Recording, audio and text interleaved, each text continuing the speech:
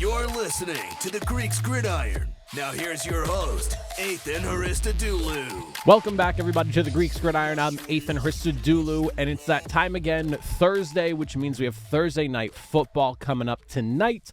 We're going to dive in, take a look at the game, do a bit of a preview, pick a winner, and all of that and more. So make sure you dive into that comment section. Let me hear from you. First game of the week, who do you got? Do you have the Texans? Do you have the Jets? Game's in New York, so adds a little bit of a wrinkle to the game. There's some injuries we're going to talk about as well, but let me hear from you all. But we'll dive right in. We'll take a look at this matchup here to kick off the week. Remember, predictions for the rest of the week will come out tomorrow, so make sure you keep your eyes peeled for those. Make sure you're subscribed so you don't miss out. But both teams coming into this matchup here, and I think the big conversation around this game right now, if it's not already happening, should be some of the injuries that we're looking at here. Obviously, Stefon Diggs out for the season, non-contact injury this past week, and now the Texans are a little bit thin at wide receiver for a team that came into the year extremely deep at the position. Because of injuries, find themselves a little bit thin in this short week that they have here. With him down now, and of course Nico Collins still working his way back from injury and not expected back until week 10 at the earliest, that does put them in a bit of a conundrum. You, of course, are going to probably have to lean on guys like Tank Dell, John Mechie. So it is one of those things that, while when you first hear Texans versus Jets, you're probably thinking, okay, Texans 6-2, Jets 2-6, and a kind of a tough spot where they can't even beat teams like the Patriots. You probably think runaway Texans, easy pick to make. But when you start to really look at it, especially some of the other injuries that Houston's looking at here for this game here, no Dameon Pierce, Azeez Al-Shaair and Jimmy Ward on the defensive side are also going to be out for this game here as well. There are some key injuries that could make things a little bit closer than I think the Texans would like them to be. And that's not to say that the Jets aren't dealing with some stuff as well. They've got 6 guys listed as out right now with another few questionables as well. You're looking at safeties Tony Adams and Ashton Davis, so the back end of the defense is going to be a little bit thin. You also have Lecky Fotu on the defensive line, CJ Mosley, and then on the offensive line, you're looking at Elijah Vera Tucker, who's out, and then there's also the questionability of Morgan Moses, the right tackle as well. So plenty to look at for this team, and both sides at that, but definitely some injuries worth keeping an eye on. For the actual game itself, though, some stuff that I'm looking at here, some questions that I have, first and foremost, is going to be, can the Jets, who have been struggling against the run the last few weeks, but pretty much all season as well, is going to be if they can stop running back Joe Mixon, and he's been on an absolute tear. You're looking at 119.5 rushing yards per game with an average of about 5.5 yards per attempt and 5 rushing touchdowns when you total up all the numbers from every game except for the Bears game where he got hurt. The Jets' run defense this season allowing about 126 yards per game, 8th most runs over 10 yards allowed, and then of course one of 10 teams to allow 10 or more rushing touchdowns this season so far. It has not been an easy thing for the Jets to stop, and it has been a bit of a weakness these last few weeks as well. On the other side of things, when I look at the Texans defensively, of course, the big question is going to be, can that secondary and can that pass rush help stop and slow down Garrett Wilson and Davante Adams? When you look at the Texans as far as defending the passes here, one of the better teams in the league, 3rd fewest in yards per game allowed. They're also but they've also allowed the 4th most passing touchdowns at the same time. So they don't let teams move a lot through the air, but for whatever the reason may be, it seems like when things get tight and they get in towards the red zone, they do let those touchdowns leak in there.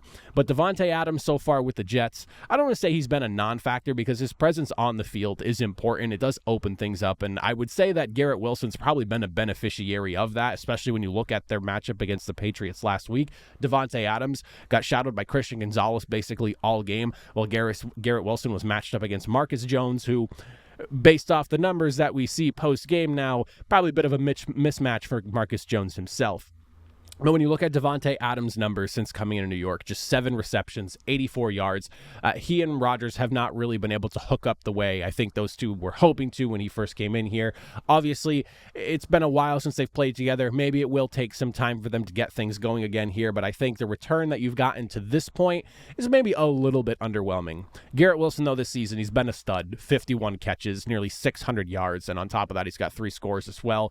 He's been doing his thing as he has the last few years since entering the league here, and he's probably the bigger issue for Houston more than anything else. You're probably going to have to respect what Davante Adams brings to the table, but Garrett Wilson's the guy who seems like he's been eating because of that appearance now of Davante Adams in the offense. The other thing that I touched on here is, of course, going to be that pass rush of Houston. Can the Jets slow down this unit here? The Jets' pass protection has been a bit of a wonky one. For whatever the reason is, they're sitting at the lowest pressure rate in the league right now, which it doesn't feel that way sometimes when you're watching the game, because I feel like in crunch time in those big moments, the offensive line has really been failing. But when you look at the pressure rate, lowest in the league at 25.1%, but they are about middle of the pack in the NFL right now, tied with a handful of teams 16th with 18 sacks allowed this year. The offensive line has been prone to some issues, and I feel like their biggest issues have come against some of the better pass rushes that they've faced so far this season. And when you look at what the Texans do, they've got 24 sacks, which is third most in the league right now. They have a 9.2% sack rate, which is third best in the league as well.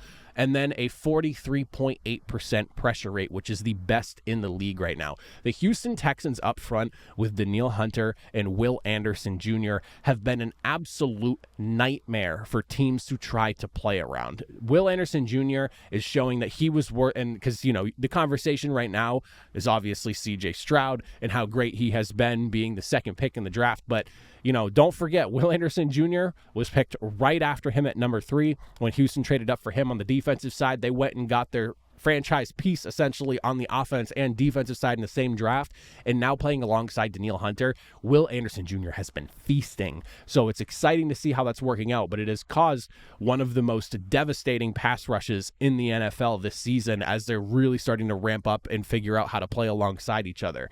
The one thing that you could look at that, maybe does bode well for the New York Jets, and this is in part why the pressure rate has been so low for the Jets offensive line, is Aaron Rodgers does have the third fastest time to throw in the league amongst quarterbacks right now. He's second to, I believe, Andy Dalton, and I think Jaden Daniels is the other guy. The fact that Andy Dalton is one of the guys ahead of him, I think, is pure comedy, but Aaron Rodgers is, of course, very good at getting the football out quick. He very much has, I don't want to call it a script, but he knows where he wants to go with the football, and he dissects the defense and has pretty much a good, pre-snap plan of where he's going to go with things based off the looks he's getting. So he's very good at making those decisions.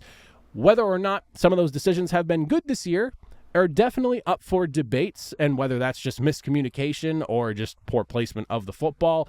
Obviously, those are answers that you don't necessarily get because we're not in there calling the plays. We don't know exactly what people were supposed to be doing on both the quarterback's end and receivers' end, but it is something worth keeping an eye on. Now, for the actual game winner and who's going to come out on top, I had to put a lot of thought into this one here because right now, this is definitely a trap game for Houston, and it's one of those things that, for whatever the reason may be, all week as I've been kind of contemplating this first game here, I've been sitting here and just telling myself, this is a game that if the Texans lose, it's on them. You should be coming into this game 6-2. You're the number 2 seed in the AFC right now as things stands. You're going up against a Jets team that can't even buy a win right now since firing their head coach.